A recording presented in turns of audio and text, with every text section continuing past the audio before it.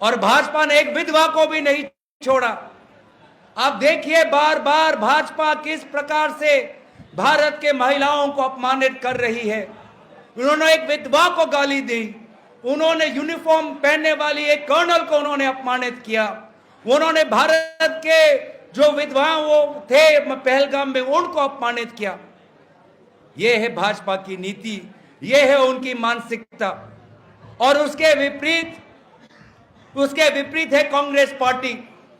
हमारे दल के नेता वो हिमांशी नारवाल के घर पे गए, उनको सहानुभूति प्रदान की। हमारे दल के नेता जम्मू कश्मीर गए, अस्पताल में लोगों से मिले। हमारे दल के नेता राहुल गांधी जी पूरी गए, पूंछ और राजौरी में जो आक्रमण हुआ, जो गोला बारूदी हुई, उन पीड़ितों से मिले। लेकिन अफसोस की बात यह है साथियों कि देश के प्रधानमंत्री आज भी जम्मू कश्मीर नहीं गए। कितनी दुख की बात है। देश के प्रधानमंत्री अपने आप को विश्व गुरु कहते हैं, दिल्ली में बड़े बड़े G20 की सभा करते हैं, लेकिन हमने क्या देखा कि पहलगाम होने के पश्चात भी अंतर्राष्ट्रीय विभिन्न देशों के सरकार के द्वारा IMF $2.5 बिलियन का आर्थिक सहायता पाकिस्तान को देता है। यह किस प्रकार की विदेश नीति? कहां गया विश्व गुरु की ताकत? कहां गया वो G20 बड़े सभा का प्रभाव, जब पहलगाम होने के पश्चात भी IMF के द्वारा $2.5 बिलियन की आर्थिक सहायता पाकिस्तान को मिलती है। यह दुख की बात है कि वे हवाई अड्डों पर, जिस पर हमारे भारत के जाबाज लड़ाकू जो पायलट थे, जो हमारी मिसाइल थी, जो हमने पाकिस्तान के हवाई अड्डों को एकदम तहस नहस कर दिया, आज IMF के वो $2.5 बिलियन को लेकर पाकिस्तान अपना मरम्मत करेगी, अपने सड़कें बनाएगी, अपने हवाई अड्डों को बनाएगी। मैं पूछना चाहता हूं कि विदेश मंत्रालय क्या कर रहा था? वो क्यों नहीं रोक पाया?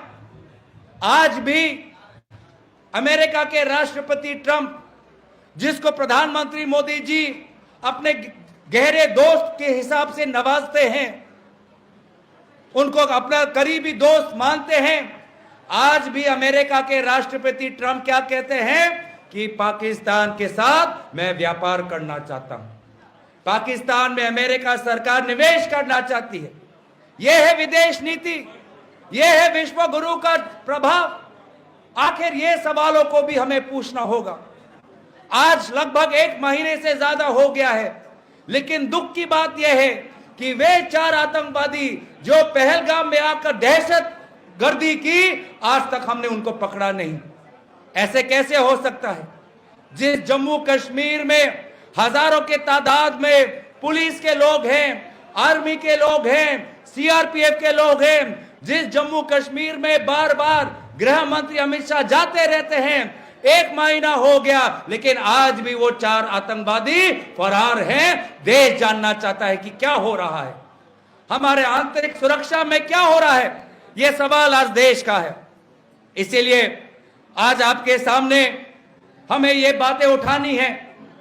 हमें गर्व होता है अपने सेना पर, हम गर्व करते हैं अपने फौज पर, हम गर्व करते हैं कि हम संविधान के साथ हम खड़े हैं, हम गर्व करते हैं कि भारतीयों की ये गंगा जमुना की जो तहजीब है उनको आज हमने बरकरार रखा है। लेकिन साथ साथ कुछ जायज सवाल है हमारे पास। हम सवाल पूछना चाहते हैं पूरी पूंछ राजौरी में जो हमारे मृतक के परिवार है उनके इंसाफ के लिए। हम सवाल पूछना चाहते हैं पहलगाम में वे लोग जिन्होंने दहशत अनुभव किया, उनके इंसाफ के लिए हम सवाल पूछना चाहते हैं। और सवाल पूछना यह आपका संवैधानिक अधिकार है। और इसलिए बार बार कांग्रेस पार्टी, राहुल गांधी जी ये मांग करते हैं कि भले ही भारत सरकार विदेशों में सांसदों को भेज रहे हैं, इसमें हमारी कोई आपत्ति नहीं है, लेकिन हमारा यह सवाल है कि जब भारत के सांसद विदेशों में जाकर विदेशों की सरकारों को बताते हैं तो क्यों ना हम सदन में पार्लियामेंट के अंदर एक विदेश सत्र के द्वारा पार्लियामेंट के अंदर भी सरकार अपने रुख बताए, अपना पक्ष बताए। हम विदेशों को बता रहे हैं, विदेशी सरकारों को बता रहे हैं, लेकिन पार्लियामेंट के द्वारा हम देश को नहीं बता रहे, देश को, सदन को नहीं बता रहे। तो इसीलिए बार बार ये मांग हम कर रहे हैं। आज बहुत से महत्वपूर्ण बातें आपके बीच में कही गई है। आज पूरा देश याद करता है कि किस प्रकार से पाकिस्तान को मुंह तोड़ जवाब हमारे भारत की स्वर्गीय प्रधानमंत्री इंदिरा गांधी जी ने दिया। उस समय भी इंदिरा गांधी जी पर बहुत दबाव था। उस समय में भी अमेरिका के सरकार ने बहुत दबाव डाला था भारतीय सेना पर, भारतीय सरकार पर, लेकिन इंदिरा गांधी जी एक निडर नेत्री थी। इंदिरा गांधी जी एक शेरनी थी।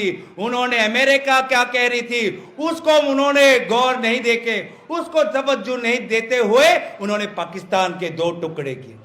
उन्होंने पाकिस्तान के दो टुकड़े के जो आज तक कोई कर नहीं पाया। आज देश याद करता है पंडित नेहरू को, आज उनके मृत्यु तिथि पर याद करता है कि पंडित नेहरू ने किस प्रकार से देश में सामाजिक तनाव होने के पश्चात भी देश को एकजुट रहा। हमारा देश विभिन्न भाषाओं का, विभिन्न संस्कृतियों का, विभिन्न धर्मों का देश। इस देश को भी अगर आजादी के बाद किसी ने एकजुट रखा तो वो पंडित नेहरू और सरदार पटेल जी ने रहा। तो इस बिहार के इस पावन धरती में आपको ये कुछ शब्दों के द्वारा संबोधित करते हुए मैं आभार प्रकट करता हूं हमारे दल के नेतृत्व का, जिन्होंने कल ही में हमारे कंधों पर एक बहुत महत्वपूर्ण जिम्मेवारी असम के प्रदेश कांग्रेस का अध्यक्ष के होते हुए हमारे कंधों पे रखा। हम पूरी कोशिश हमारी रहेगी कि जिस आशा के साथ हमारे कंधों पर असम प्रदेश कांग्रेस का जिम्मेवारी रखा, उस आशा को हम पूरा करेंगे और साथ ही साथ बिहार के हर कांग्रेस कार्यकर्ता के साथ हम कंधे से कंधे मिलाकर आने वाले समय में हम चलेंगे। इन्हीं दो बातों के साथ मैं अपने वाणी को विराम देता हूं। धन्यवाद। जय हिंद, जय हिंद, जय हिंद, धन्यवाद।